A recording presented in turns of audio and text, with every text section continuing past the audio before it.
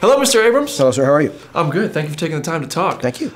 Going into The Rise of Skywalker, this being the end of the Skywalker saga, so many things are ending. Avengers wrapped up the MCU. Game of Thrones ended this year. Now the Skywalker saga. When you approach an ending, do you want it to be very conclusive for characters, or is it important to you to kind of leave a few threads so that fans can kind of imagine a little bit more, maybe revisit it or something like that? Well, I think the only way to have it not have any of that is if everyone dies. Like, you know, you have to assume that there's going to be some life that continues, you know, beyond it. And my favorite endings, I'm sure all of our favorite endings do that on some level. But this was a huge challenge from the beginning. We knew this was going to be really a hard one, and it was. And so working on the ending of 9 movies, we wanted it to feel like people were getting something that was worthy of their time, that there was a continuum from the prior 8, movies, 8 chapters, and to feel like there was something at the end that was, where there was still surprise and there was, but mostly that it was moving. Sure. It made you feel something. So if you could watch, if you're going to tell fans to watch one Star Wars movie before this, to have that one fresh in their mind, which movie would it be? My favorite of the movies, despite how much I love Empire Strikes Back, it was A New Hope, just because it was the entree into this whole world. If there was one movie to watch, I would always just choose A New Hope. But there really isn't, there's probably not a wrong choice. Sure, and I love this, what you're saying about how you guys incorporated, how important it was for you guys to incorporate Carrie Fisher as Leia, and with footage from Force Awakens and Last Jedi that was unused. How much did you get to use? I mean, it had to be such a difficult task to find footage and fit it in. It wasn't hard to find the footage because obviously I was very familiar with it. We only used footage from Force Awakens. There really wasn't anything from Last Jedi that was not used in that movie. Sure. We had, I think, 5 or 6 pieces, scenes that Carrie had shot that we didn't use in the film. So it was easy to find those pieces and identify them and choose takes and look at them and see what we had. Then it was about reverse engineering those scenes and writing everything around it. And then when we shot the pieces, lighting everything around Carrie, so that we were never using a kind of digital Carrie. We were always using her in the, Sure. in her performance. It was weirdly, emotional doing it, because it was all about, honoring this character, having her be an integral part of the story, but like the most important piece wasn't there. Sure. And so it was a very strange kind of like, I don't know, negative space thing where we were doing this thing with this. She was such a personality. Her sense of humor, as you know, was just, profound, and she was so great and witty. And so to not have her there, we all luckily, knew her and loved her. And so it was like it didn't take much to sort of conjure those feelings of being with her. And there are scenes with actors in this movie where they are in a scene with Carrie. We just shot Carrie's scenes 4 years earlier. Would you ever want to direct an episode of The Mandalorian after this? If they asked, I'd be open to it. I don't know if our new partners at Warner's would be so happy about it, but it would be, I love John and I love what he's doing. Hey, John. Hey. So, I love your character in this Star Wars trilogy. You're my favorite along the way, and I can only imagine how much being a part of this franchise has changed life for you. This being the end of the Skywalker saga in this trilogy, I know, newsflash, my gosh. Are you ready for life after Star Wars? Are you a little bit nervous about what the future brings? Yeah, I'm ready for life after Star Wars. Okay. Yeah, after Star Wars, the check clears. So, life after Star Wars is about to be lit. And then, I'm just ready to it's bittersweet because the connections we made on set, amazing people, important people to my life specifically, especially Oscar and Daisy. I'm ready to see our friendships grow and flourish in the real world. Yeah. Speaking of growing and flourish, your director, J.J. Abrams said, we're going to learn more about Finn, which means you might grow and flourish in this one.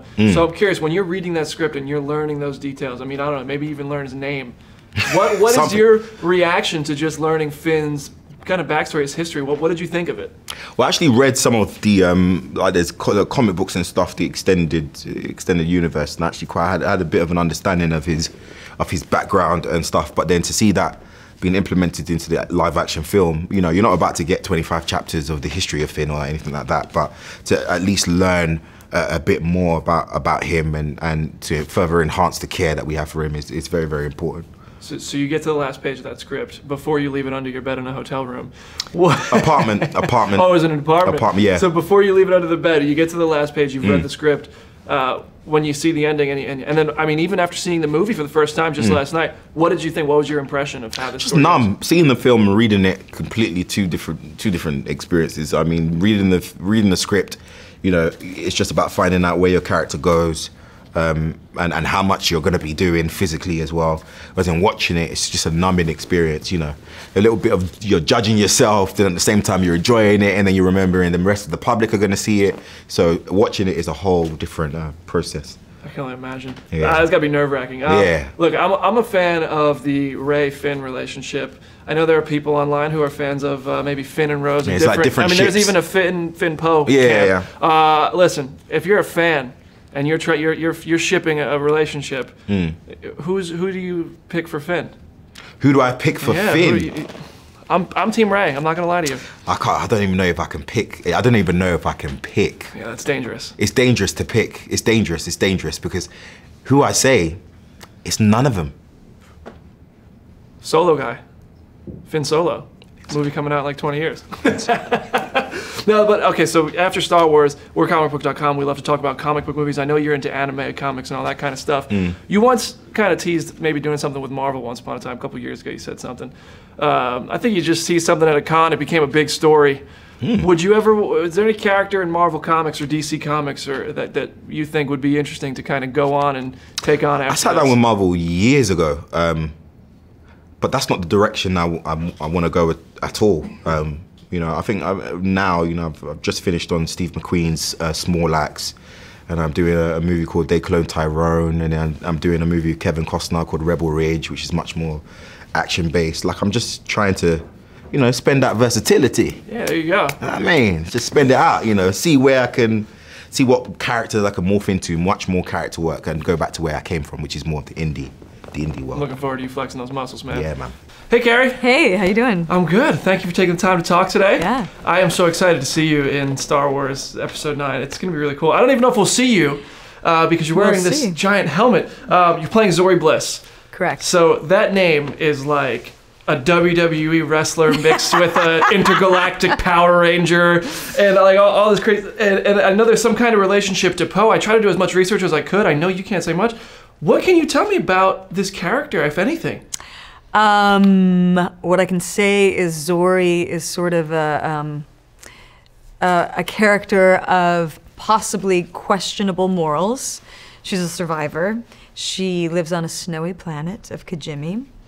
And I think actually what we can say about her, which is already visible in her costume, kind of tells you about who she is. I think there's not a part of her that is seen, and I think on an occupied planet, which is where she lives, you know, you have to get by doing whatever you need to do to get by, and I think anonymity is safety or freedom to move freely through where she needs to go, because she's doing some sketchy stuff.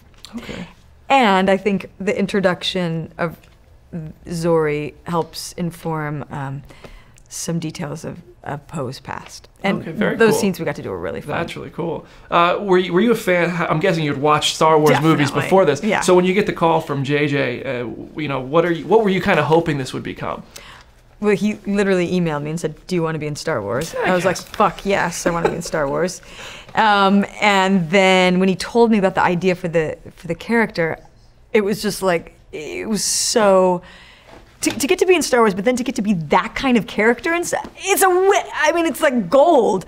In fact, we went to watch it last night, and I brought Matthew, my guy, with me, and I was sitting next to Oscar and Matthew, and that music comes on, and the scroll of the In a Galaxy Far Apart, and I just looked at him and I said, "Dude, how bummed are you that it's me and not you in this movie right now?" He was like, so bummed. How welcoming was the family? How welcoming was the cast? It seems like everybody has such a big bond. It's, you know, that's, I can't speak to that enough, because those three who do a lot of this part of this movie together, Daisy and John and Oscar, we were all watching it together, and they are really all together. You know, we were watching it And anytime a character came on for the first time, they'd all go, whoa, like scream. They're into it, you know what I mean? And real cheerleaders for each other, which is a nice thing. Very cool. And so I have to ask, is there another masked Star Wars character who is starring in an awesome show on Disney+. I know this is like a conclusion of sorts. Would you ever put the mask on again if they gave you the call? Totally. I mean, that cool of a, come on. Yeah. Hey guys. Hey, how's it going? It's great, man. Thanks for taking the time to talk with us today. I'm so excited for The Rise of Skywalker. I'd like to start with you, Mr. Daniels. C-3PO, through all these years, how has playing that character changed? Has technology done anything to change for you? What has been the big differences? Throughout, from the beginning, 1976, the costume didn't really work. I had to really fight with it. Gradually, over the years, we've made little changes, little adjustments.